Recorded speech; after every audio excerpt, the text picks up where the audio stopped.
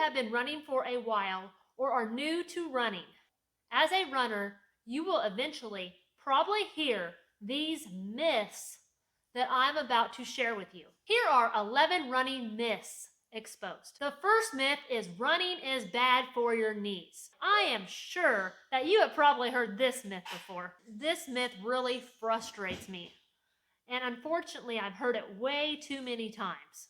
I have actually had someone say this to me before while I was running.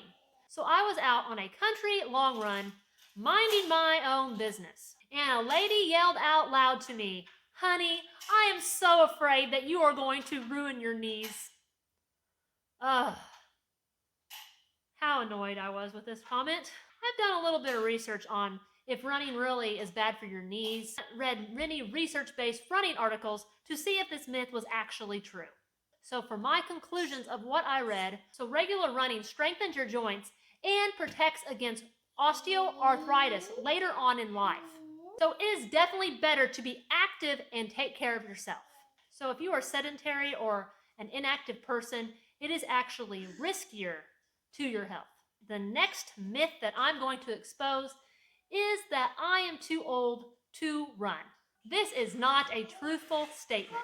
I see many older people running during races. So running slows down the aging process. It improves the function of your joints, bones, muscles, and reduces body fat. So if you're an older runner, it increases your muscular strength and bone density. The truth is you do recover at a slower rate as you age, but with some modifications to your training, there's no reason why you can't continue running when you get older. The next myth that I am going to expose today is I am not built like a runner.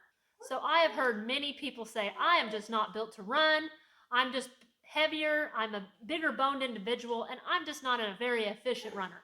So I've heard that from people actually. So this is not true either. So when you go to a race, you see runners of all shapes and sizes running. Sometimes the person that you think will outperform another runner doesn't in fact do that. This just proves that you cannot judge a runner based upon their appearance or how well they will run during a race. There are people that might be at an advantage based on their body size or their athletic ability, but just know that you cannot always predict the outcome of how a person will run. The next myth that I'm going to expose today is that you can't run when you are pregnant. So it is always wise to consult with your doctor about running while you are pregnant. But generally, if you are a low-risk pregnancy, your doctor is most likely probably going to be okay with it. So if you are not a runner and you decide, hey, I think I want to start running while I'm pregnant, your doctor probably would not advise that, and probably best to stay away from that until after you have the baby and you have recovered postpartum. As long as you are low risk and your pregnancy is going well, they will at least always recommend some sort of exercise. If you're not a runner, they'll probably recommend some low impact exercise such as walking. But just know if you have been running consistently for a while and you are a low risk pregnancy, you will probably be able to run. Your doctor will probably encourage you as long as everything is going okay. So let's talk about some bystanders that might say negative things to you if they see a pregnant runner running down the street. So I'll give an example of myself. During my second pregnancy, I was just running, minding my own business again. I was actually pushing my first child in a jogging stroller, and I was pregnant with my second child. So she was stood by her door and was just staring at me. And she's like kind of shaking her head. And she said, "Are you sure it's okay for you to run while you are pregnant?" I said, "Yeah, my doctor said it's fine, so I'm free to continue running." So just know that you might have some comments from people from time to time, and you just have to politely say, yeah, my doctor says it's just fine for me to continue, and then just move on your merry way. Aren't some of these comments you get from people so annoying? You just have to deal with it. As a runner, move on and just kind of ignore them. So I've been a runner for a really long time, and I did run when I was pregnant with all 3 of my kids. I will say I did have to stop at 21 weeks with my first child. I was having some preterm labor contractions. And you always want to listen to your doctor. I did stop. Now it is very hard for me to do this because running is part of my daily routine, but I was put on bed rest for 3 months, so I didn't run for 3 months, and I didn't run for at least 6 weeks afterwards after the baby. So I just slowly started again with a walk running program. But so sometimes we just have to listen to our doctor and do what's best for the baby. Always your number one priority is your baby. You always have to listen to your body and just know that you will get back to running again. The good news is with my second and third pregnancy, I ran the whole entire time up until my delivery date. So every pregnancy is different. Just know that if you weren't able to run too much during your first pregnancy, you might be able to your next pregnancy. So if you want to know more about what it's like running when you are pregnant, I do have a video about that. I talk about my first, second, and third pregnancies and what it is like to run during the first, second, and third trimester. Make sure you check that out. I'll either have it linked above, and it for sure will be in the description below, so you can check that video out if you are interested about running during pregnancy. So let's talk about some of the physical and mental benefits that you get as a pregnant runner. It reduces back pain, it improves constipation, it improves mood swings, and helps you maintain a healthier pregnancy weight gain throughout your pregnancy. Besides that, it actually is really good for your baby to stay active. So the next myth that I'm going to expose is women shouldn't run when they are over 40. Oh man, that myth sounds crazy, doesn't it? This one made me shake my head. I actually read this one on a Facebook running group.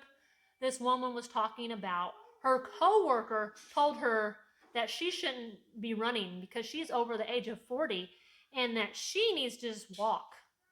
Let's just say that this comment that this lady said that her coworker said to her definitely sparked a conversation in the running group. Just know that this statement is not true at all. If you are over the age of 40 and you're a woman, please continue to run because it is so good for you. Next myth that I want to expose to you is that you won't have time anymore to run when you become a parent. I actually had someone say this to me. I found this one to be extremely annoying. I know that there are challenges to getting a run in as a parent, but it does not mean that you can't make it a priority to get a run in. So if there is a will, there is a way to get your run in. You might have to think of creative ways, but it is possible. I have had a stroller that has been so wonderful. It's allowed me to have the freedom to run pretty much any time of day if I needed to. I also, having a treadmill, you can run when a child is sleeping or in the morning before everyone wakes up. If all else fails, you can have a babysitter or even hire a babysitter for a little bit so you just can get your run in. Or have your significant other watch the kids while you go for a run. There are so many possible ways, creative ways that you can think to run. And if you are determined enough to run, you will do it. So don't listen to negative people like that. That is such a negative comment. I don't know why anybody would want to say that to a runner because that's just going to make them more determined to try to get a run in. If you are struggling with trying to find time to run, I do have a video on that, on different strategies to help you get your run in and make it a priority. So I'll link that in the description below. Also, the next myth that I'm going to expose to you is if you take a rest day, you will lose fitness. This is also not true. Just know that recovery is an essential part of fitness. Rest will make you a stronger runner and reduce the risk of getting an injury. And besides that, you physically and mentally need days off from running from time to time to keep you fresh and recharged and excited about running.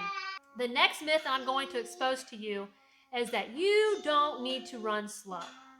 It is easy to think that I just need to continually run fast so I can get faster. Kind of an easy thing to think in your mind that would make you faster. While it is important to do speed work, you need to be running slow 80% of the time. Running fast all the time will halt recovery and increase your risk of injury.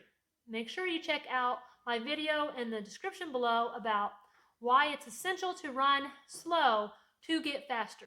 The next myth I'm going to expose is that runners only need to run to train. It is important to make strength training and flexibility a part of your training routine. So you should be strength training 2 to 3 times per week and working on your flexibility at least 2 to 5 times a week, if not daily. You could stretch daily for a short period of time if you don't really want to focus on doing yoga 2 to 3 times a week, but just don't overdo stretching. Just a little bit, 5-10 minutes is going to probably be plenty to stretch if you do it daily. The next myth I'm going to expose about running is that you need to stretch before every run. Static stretching too much before your run could hinder your performance. So it is good to warm up before your run, but you need to focus more on dynamic stretching or a dynamic warm-up. I actually have a dynamic warm-up linked in the description below if you need an example or need a routine on how to do a dynamic warm-up before the race. So the next myth I'm going to expose to you is that you do not need to fuel during a marathon. You definitely need to be fueling throughout the marathon. The goal throughout the race is to keep your glycogen stores up so they're not depleted. In order to keep your glycogen stores up throughout the race, it is recommended to take carbs every 30 to 45 minutes throughout the race. Just know that not fueling at all will hinder your performance, and it's possible that it could even result in you not finishing the race. Have you heard of any of these running myths? What other running myths have you heard? Please comment below. I would love to hear your feedback on any myths that you might have heard about running. And make sure you watch the next video on your screen about the realities of being a runner.